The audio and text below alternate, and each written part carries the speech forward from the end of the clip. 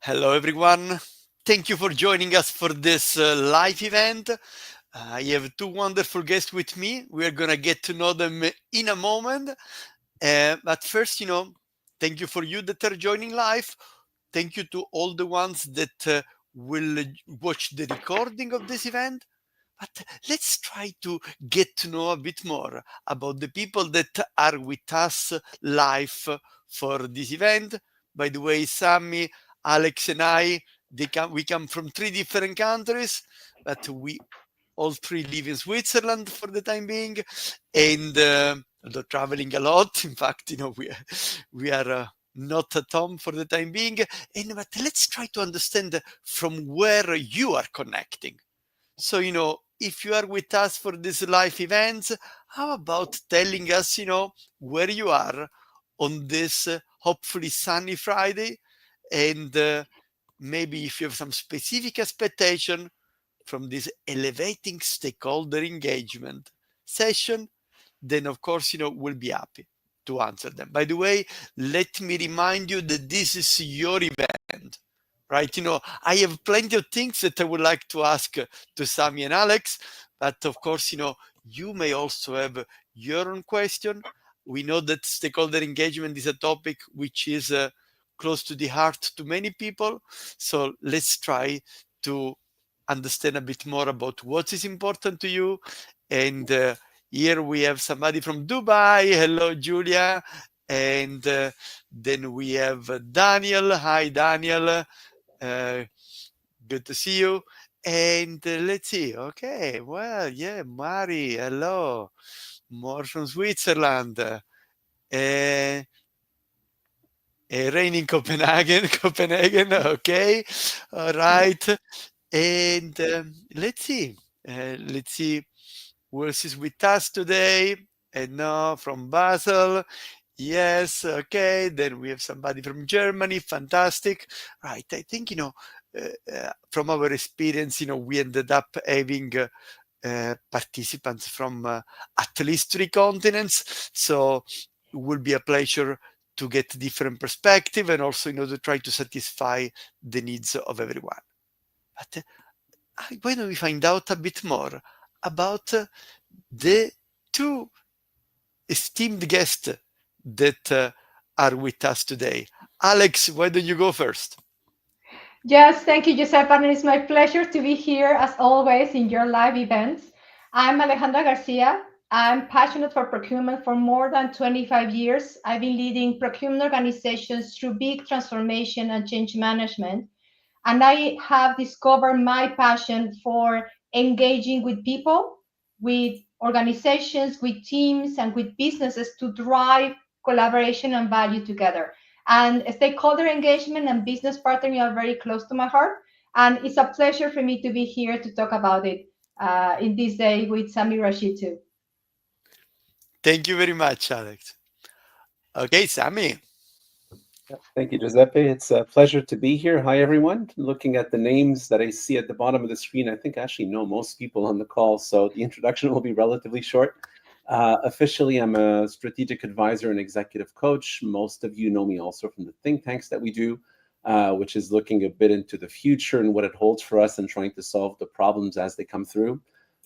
There's a pretty big focus these days on AI. This is not a secret, so that's where a lot of attention is really being challenged. The one topic that seems to be surfacing when we look not at what the future holds, but what are some of the things that we need to overcome in recent months has been around stakeholder engagement. I'm not sure what, but we're glad to be tackling the theme today. But it does seem to be one of the major obstacles to procurement wanting to realize the value that it thinks it can.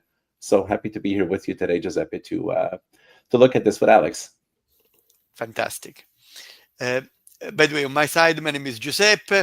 I'm a negotiation and influencing professor and also a former procurement person. So, you ended up, of course, a number of those ideas about stakeholder engagement will be applicable to other functions.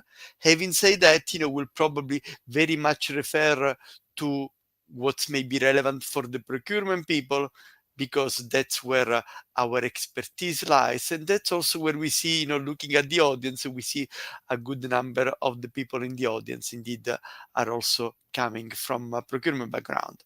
And by the way, Sammy and I, we are collaborating. We're also doing a workshop together. We will talk a bit later about this. But, we were discussing, recently about stakeholder engagement and business strategy. So, maybe I will start with you, Sammy, if you don't mind. And why do you think it's so important to align stakeholder engagement plans with an organization business strategy? Yeah, I think it's a good question and probably the one to start with. Let me keep it simple. It's the foundation element. We need some kind of a base to align around. And when we want to work with stakeholders, very often when we do the training and the sessions, there's a common interest to want to work with the business stakeholders, not for the business stakeholders. So if you're working from the needs of individuals, you're actually working for them under some kind of a service level agreement and whatnot. And what you want to do is to align around a common foundation, understand what the company plan is, and then be able to build around it. This is really maybe the first element on this. Very often you've got procurement organizations that have a process that is parallel to the business strategy. It kind of runs on the sides, not necessarily incorporated. It usually makes it very frustrating and very ineffective. So that would be, we're trying to tackle this one at the very start of it. And maybe more on an individual basis, on a personal level. Engagement's a big topic these days within the teams and the individuals. And most people like to see the outcome of what they do. What's the impact of what I do? And by having an understanding of the business strategy, it helps you to move away from what and how we do it and understand a bit more why we do it. What's the purpose? What's the driving force behind the things that we're doing as a function? So all of these things put together really make sense that it's the starting point for the stakeholder engagement. Yeah, and let me add on that, Giuseppe, because my experience driving this in large procurement organizations, and maybe not only in large procurement organizations, is the building block to build your influence with your stakeholders and the business. And there have been so many conversations about procurement having a seat at the table. And in that sense, you need to be able to communicate, to talk the language of the business, and to help the stakeholders understand your organization, to understand what is in there for me. And everything comes all together to understanding the business strategy and how we're going to translate those into the procurement team, regions, etc. focus, so we can drive value together with the business, as Sammy said. Absolutely. Fantastic. Maybe, Alex, let me stay with you. And if we now go into the stakeholder piece, there are many tools and approaches out there. But what do you think are the most effective ways to identify the key stakeholder and really understand what they want? Yeah, that's a great question, Giuseppe. And it's key for me to ask several questions to reflect on where rely the real power dynamics in the organization. Of course, the org chart gives us certain view of who owns budget, who gets to approve certain things. But we also need to recognize there are some power dynamics and so people that we influence into the final outcomes that we also need to be mindful of. Another one that is something I have done with my team is to ask the question, who pays for this? Who benefits? Who gets to carry the burden of the project, right? And also who gets to contribute. So all these different facets, when we put it together, we can have a clear view and mapping of who are the key stakeholders, and also what is their stance versus the initiative, the strategy, etc., that we want to put forward with them. And we have used several tools. With Sammy, we have used stakeholder mapping that also visually help us to understand where are these different dynamics. And sometimes we can have stakeholder groups that are more leaning toward and favorable to our proposal, but in other cases may not be the situation that are more against it. And this visually is very powerful and help us to put together plans to address that. Maybe, if I may, let me follow up on this one. And of course, Sammy, feel free to jump in whenever you want. But you mentioned an interesting point that I'm sure, our audience is keen to understand more, understanding the power dynamics inside the organization. So what are some of the things, that you're doing in your work, to help, the people that you're working with to better understand this part that may not be immediately visible to everyone? Yeah, it's probably the question's a bit long to answer, Giuseppe. I'll try to keep it simple in this one. Maybe touch on some basic principles, but one of the things that we want to do with the tool that Alex mentioned is to try to understand a bit more about the individual behind the roles. So you can see a job description, you can see an org chart, you can see what is out there visually, but there's some depth behind it, and then we try to look at the person itself. And one of the tools that we use once we've put the stakeholder sonar or the map out there is really understanding what are the things that those individuals want, not necessarily the power they yield, but what are the things that they truly want in priorities that we can help them with, right? And then also being able to connect in between the different stakeholders is a big thing. Understanding the power itself. Maybe Alex, you want to build on that because we've had many discussions. But there's a more traditional 2x2 matrix that a lot of people use, which is the influence and the positioning or the support level and so on. But that's one that I find is relatively static. I like the visual one because it actually tells you a bit more in terms of where you can start to get the adoption by looking at the inclinations, by the colors in the organizations. Where can you make progress first? Where can you start to penetrate? And the more you're embedded in parts of the organization, the more your own influence grows. So you're able to tackle maybe those that have a higher resistant or higher up later on in the organization. So again, I think it actually comes with a plethora of tools that we have. Yeah. Alex, did you want to build or add to this one? Yes. Or? Yeah. Can you hear me there? Okay, good. Yeah, So, yeah. and Giuseppe, nowadays with so many things going on in the context, right? We also need to be mindful that for some stakeholders and business, the priorities will shift. So it's important to reflect this in the map and to monitor how these dynamics start changing our mapping on the stakeholders and what will be the plans that we're going to put together. Also, we can identify some tension points and address them quickly and upfront. Also, being mindful that we don't need to win every battle, right? So we need to be mindful and be clear on what will be the trade-offs when we put our stakeholder engagement plan. And maybe we can talk on this a little bit later. Yeah.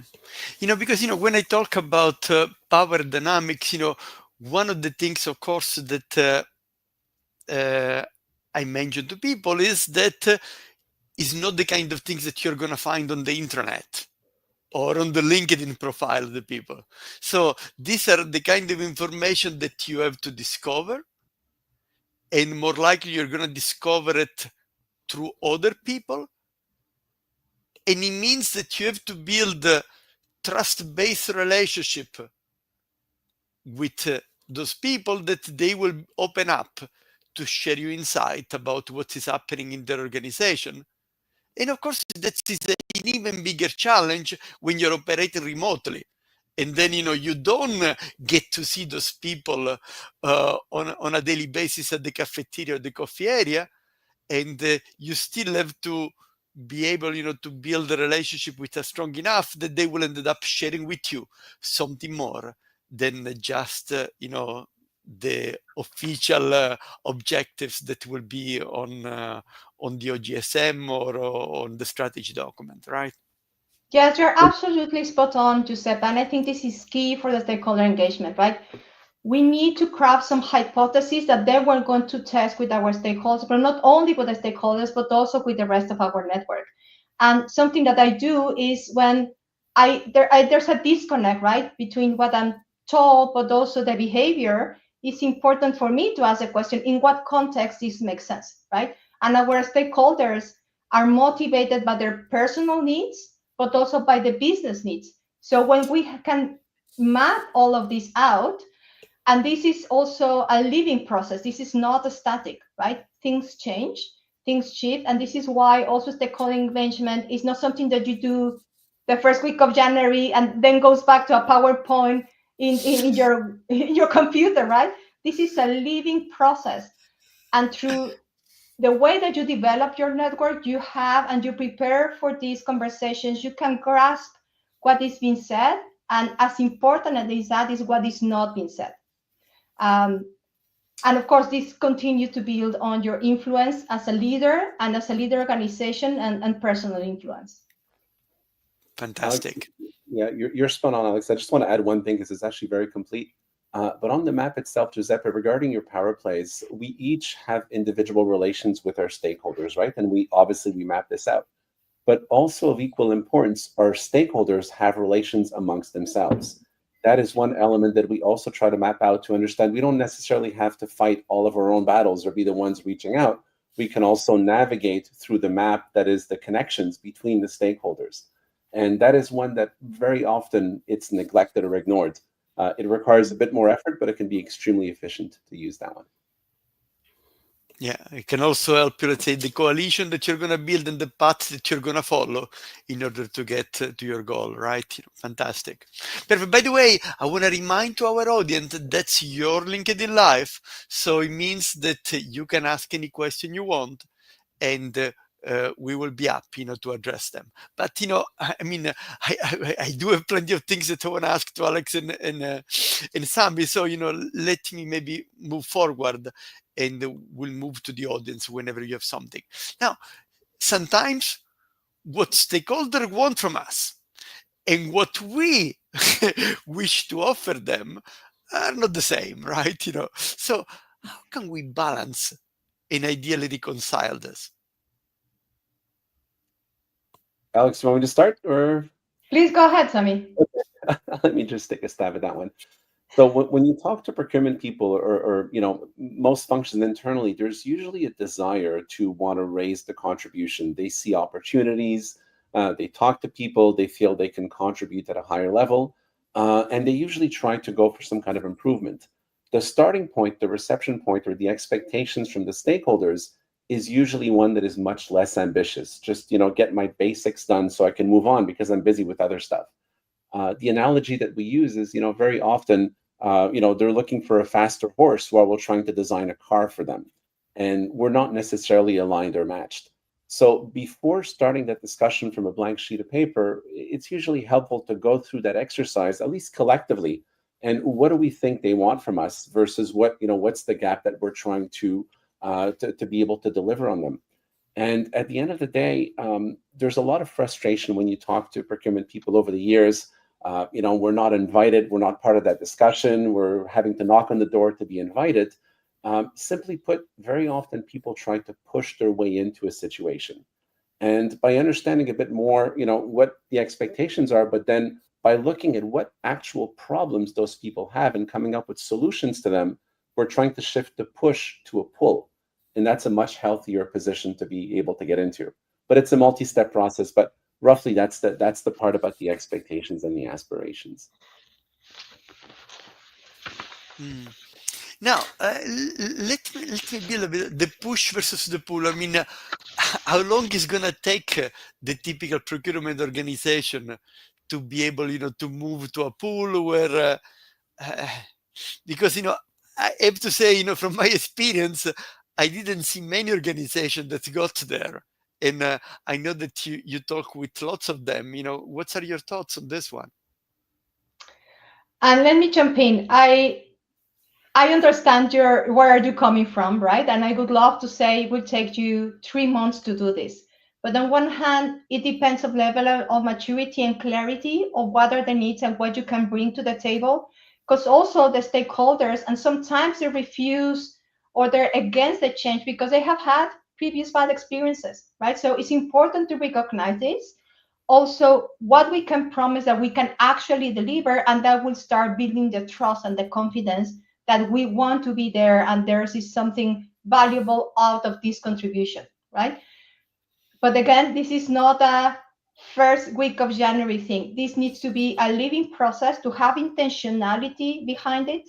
And I think a good practice is also to make clear to the stakeholders what are the different trade-offs.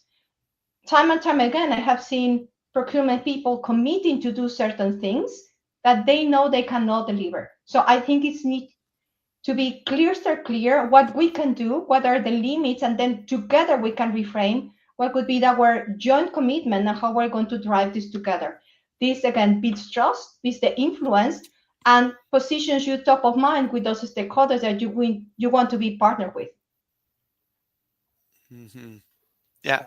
Yeah, just I mean, in terms of the steps, I mean, again, this is exactly the approach that makes sense, making it a little bit more tangible. Okay, so when we're facing with that kind of that environment, maybe adding a pragmatic tool in this one, right? So the thought is that to elevate the level of dialogue instead of the day-to-day discussions that we're having and how can we do more. Simply put, when we do stakeholder interviews, the suggestion is to follow a higher level of discussion. So the opening question would be something around what are your key priorities right now, right? So you kind of get people's focus in terms of where they are, what are they thinking of. The follow-up question is what are your top challenges and opportunities? And then you've actually you've understood where their mind is and what's going on. And then you can continue with that discussion on how we can help or what can we do, or you can build on some of those things, as opposed to the starting point from your day-to-day operation.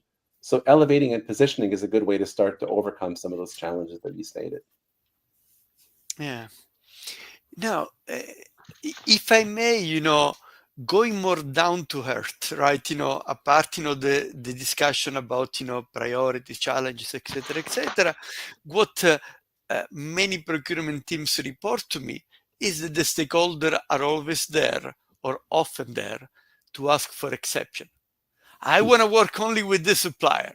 Oh, listen, I need it by tomorrow. Oh, whatever. So it's not only about big plans and planning, etc. It's a lot of okay, I didn't plan enough. Now I'm running late and I have to launch my marketing campaign yesterday. So I want to work only with this agency. I worked with them in the past and I know they're the best. So this reconciling also involves, an element of trade-off, and maybe sometimes, to build a relationship, we are prepared to make a gesture in that direction. But at the same time, we should also set the basis that that's not the way to work, and that we're going to do the exception once, but not all the time, right? You're absolutely right, Giuseppe. And I could say many of the stakeholders, or most of the stakeholders, don't care about the process, right? So we in procurement, we care about the process. We're obsessed with certain process and systems for very good reasons. The stakeholders care about their outcome, what they need to do, what they need to achieve.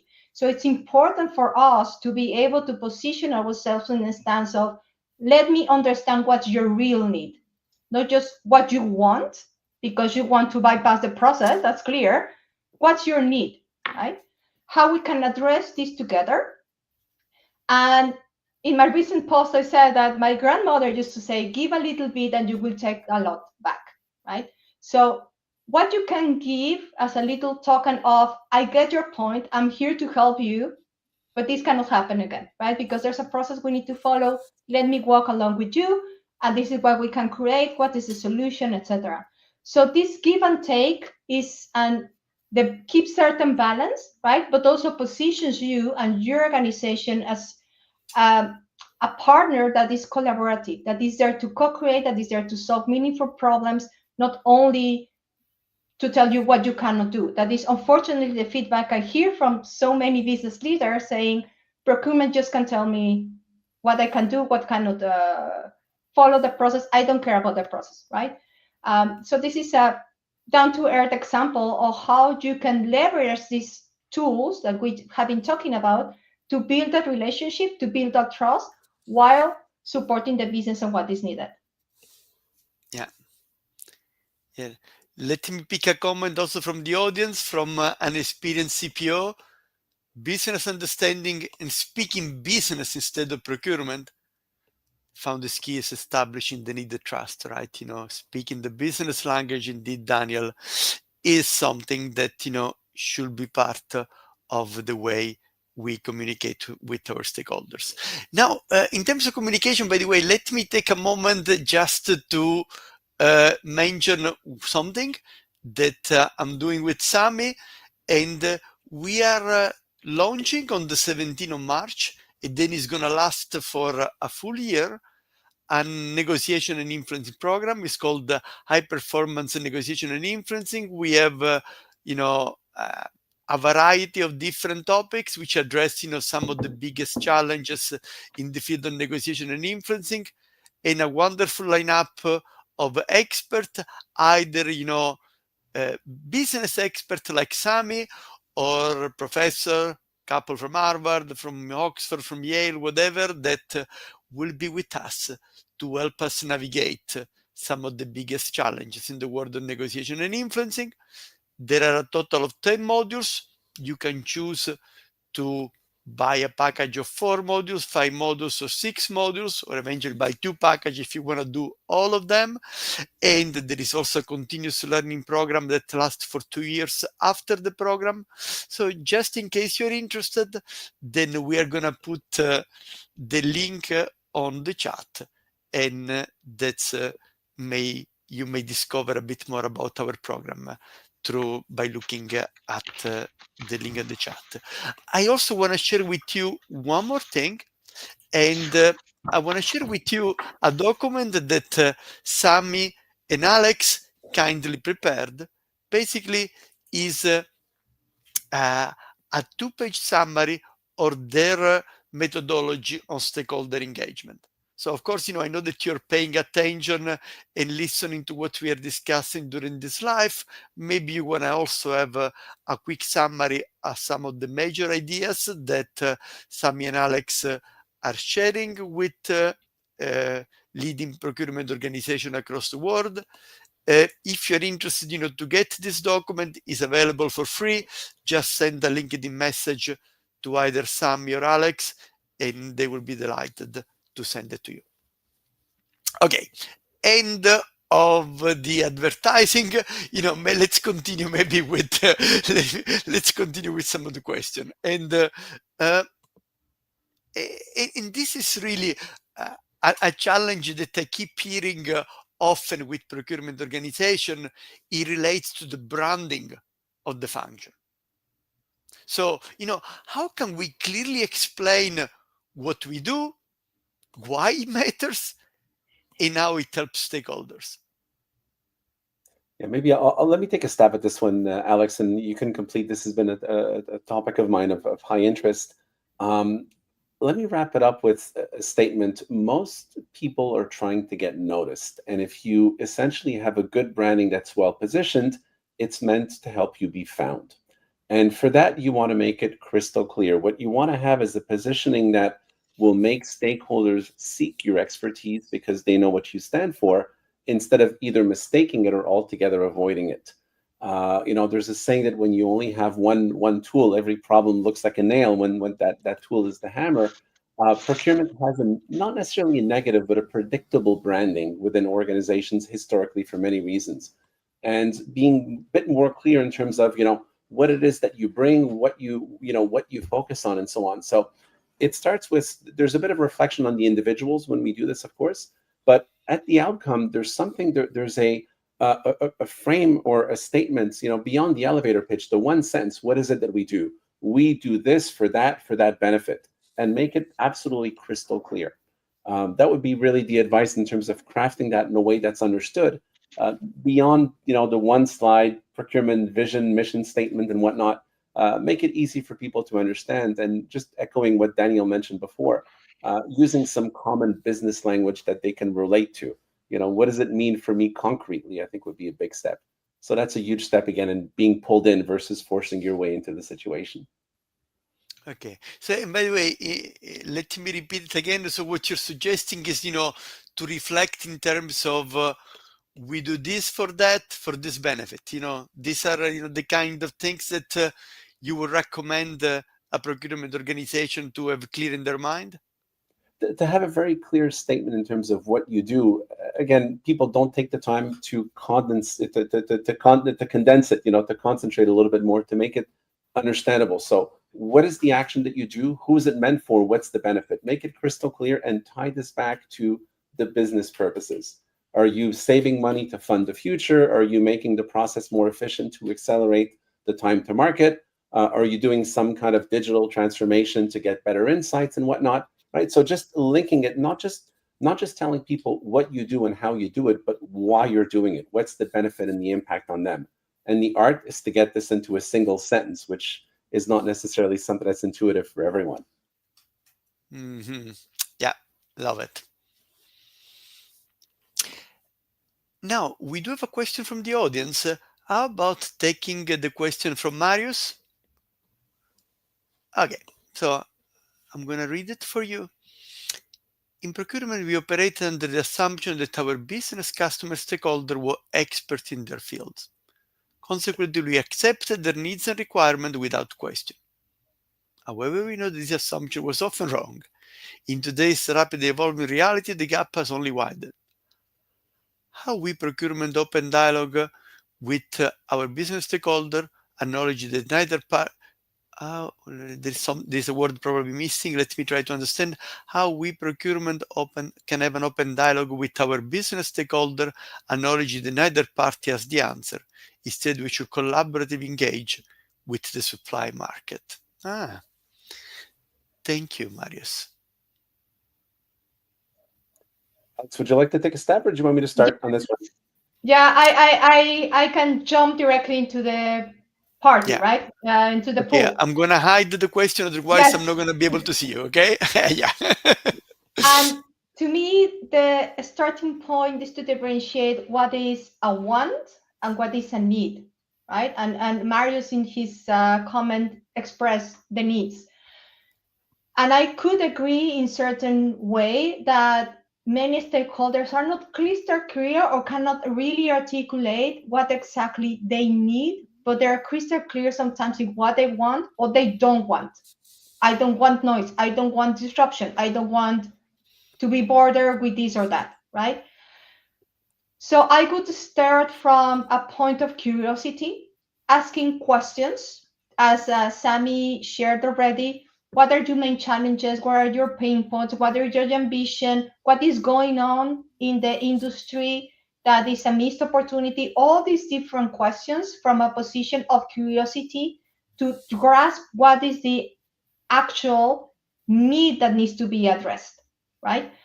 And then together we can co-create a solution and bring other people that may be relevant to the table so we can together co-create a solution and find different alternatives. And in this dynamic environment, and AI is a good example, no one is an expert, right? We need to find solutions and we need to rely on others to find alternatives. And maybe we won't be able to find the right solution because it's changed on time, but we together can go through the decision-making process that is correct and is right to find a possible solution or different solutions. What do you think, Sammy? Yeah, Alex, you had me at the first sentence. You mentioned the need versus the want. Let me build on that for a second because I'm going to close with the first question from Giuseppe. Need versus want. Another way to look at this is to separate the business requirements from the personal preferences. Okay, when you talk to stakeholders, they have an interpretation of what they need to get the business needs met, but it's an interpretation. It's a personal one. And that's why it's so important to have an alignment around the business strategy. You want a common point to be able to go back to. So you revert back to the priorities and the company strategy. And exactly as you mentioned, Alex, you asked the question, what you're trying to derive is what are the functional needs that they're trying to meet? Because what the starting point is usually some kind of a technical specification. They have a solution they want. They've identified it. But what is the problem you're trying to solve with that solution? And if you can get additional input beyond the immediate need, which usually is transactional and do it quickly, you can have a richer dialogue, and you can also connect more dots together, hopefully deliver some more value. That's where all the pieces fit together. Yeah, thank you. By the way, let me take a comment from one of the participants. Coming prepared to the stakeholder and what they need to achieve and deliver, build trust additionally. And I would like to use this comment, to go for our final question. And it is around the relationship, right? From your experience, what are the best and most simple tools we can use to build stronger relationship and help stakeholder keep stakeholder engaged over time? Go ahead, Alex. So let me go first. I'm passionate about building relationships, and the starting point to me is be curious, ask questions. In many opportunities, procurement people come to the first meeting selling procurement stuff, talking procurement language. Let's flip this into be curious, ask questions, listen, not just to prepare your answer or to prepare your offer, but answer truly without judgment of what the stakeholder wants to say, what they want to experience, etc. Also, let's recognize not every stakeholder is easy to manage. There will be some challenging to stakeholders. And this is where it's more important to be more curious, to apply your active listening skills, take notes. For me, it has been very powerful to have like a decision-making log or a stakeholder playbook where I can reflect what we talk about, what are the delighters, what they want, what their concerns, etc., and then keep this process alive. And this is the second one. This is a living process, and you need to be intentional and prepare. Someone here mentioned preparation. Preparation is key. Preparation, understanding the business needs, understanding what is the context of the industry, maybe what competitors are doing, what has been the previous experience with this stakeholder or that organization, what could be potential landmines that you be mindful of. That requires preparation. This is why it's a living process, and especially if you do this in your organization, not just you as a leader of the team, but also with your direct reports, with maybe in the regions, etc., is relevant that we're all on the same page. So this back and forth creates a natural flow and also builds more trust. Yeah, maybe let me add maybe two more granular thoughts to finish on the question to make it tangible, and maybe some references as well. The first from my side is that I really don't like when people refer to their stakeholders as internal customers, because it's got the connotation that you're working for them, and that's not what we want to do. Stakeholders are stakeholders, they're your colleagues. However, stakeholders relationship should be managed in a way similar as with customers, so some kind of a CRM. In other words, we've got different points of interaction with the same people. We put this knowledge together, it's shared, there might be a primary relationship owner, but we need to know about them. And once again, like you said, Alex, come prepared. If they've mentioned something to someone in the group, assume they've spoken to all of them. It's a normal assumption to make. So track and manage it very carefully. The second one, which is actually much more practical, there's a tool that I love to use. It's called the Value Proposition Canvas. And it actually distinguishes what are the basic expectations versus the more advanced delighters or pain point removers. And why I like that tool so much is that actually it sets aside what are the fundamentals that are non-negotiable, so the things that you need to deliver on with your stakeholders. And for anything else that the function aspires to deliver on, whatever other value you want to create, you need to find a problem they have that matches the solution that you want to bring. In other words, if it doesn't solve a problem, it will not be listened to. And it just forces it in a very graphic way and prevents frustration that, why aren't they listening to me? Well, because they don't have that problem. So it actually maps it out a bit more clearly. So the value proposition canvas is a very practical tool to use. Yeah. And if I may, I want to add also the human side, let's say, on this relationship building piece, the warmth that people should be feeling, right? Of course, you have to come up as competent, prepared, and all those kind of things. But then, also people should feel that, you are a decent human being, that they enjoy being with you. And this, human connection is going to come also by going for lunch with the stakeholder, by having a coffee with them, by having a regular, even if you are remote, you can still have, a regular keep in touch. Maybe you share with them an article, you share with them, a LinkedIn Live recording that you found valuable and you believe that may be relevant with them. Or you use language which is a bit warmer than the traditional best regards or whatever. Use we rather than I, and all those kind of things that somehow maybe, even sharing a personal story as you start the meeting. Sometimes, when we are connected remotely, we struggle, to understand the human being which is there. So, saying something about, oh, I didn't sleep much tonight because my kid was crying for 2 hours. Oh, you have a small kid, whatever. Yes, I have a small, you have children, whatever, and those small things, looking for commonality and similarity, certainly, are also some of the things that we should be looking, to. Absolutely, absolutely, Giuseppe. And I just have to say, please do not forget that stakeholders are also humans and they have feelings, right? They're also worried about their job. They're also concerned about situations at home or family or the upcoming restructure or whatever thing is going on, right? So addressing, of course, the business and what is needed in terms of the business, but a lot of this is also driven by the feelings. So addressing the feelings is also important. This is where I think technology will help us a lot to enable these interactions, but it will hardly replace that human to human connection when it comes to feelings, emotions, concerns, etc. And Alex, I'll add something in a single sentence, but that's why you're seeing a comeback in terms of the emotional intelligence, the need for that. It's a topic that kind of faded away. It's coming back with a vengeance. And I just want to stress, building on what Giuseppe said, the need for awareness and empathy is not something that's been necessarily the strongest point in procurement over the last couple of decades. But there's an expectation and a need that it should be. So investing in that is certainly a step in that direction. So totally agree with you. Fantastic. By the way, if you're interested to learn more about Sammy, then he's delivering the stakeholder engagement session in our high performance negotiation and influencing workshop, and you find the link in the chat to discover all the 10 modules which are available, and you can listen to some of the brightest mind in the world on the topic of negotiation and influencing. It starts on the 17th of March and is going to go until February of next year.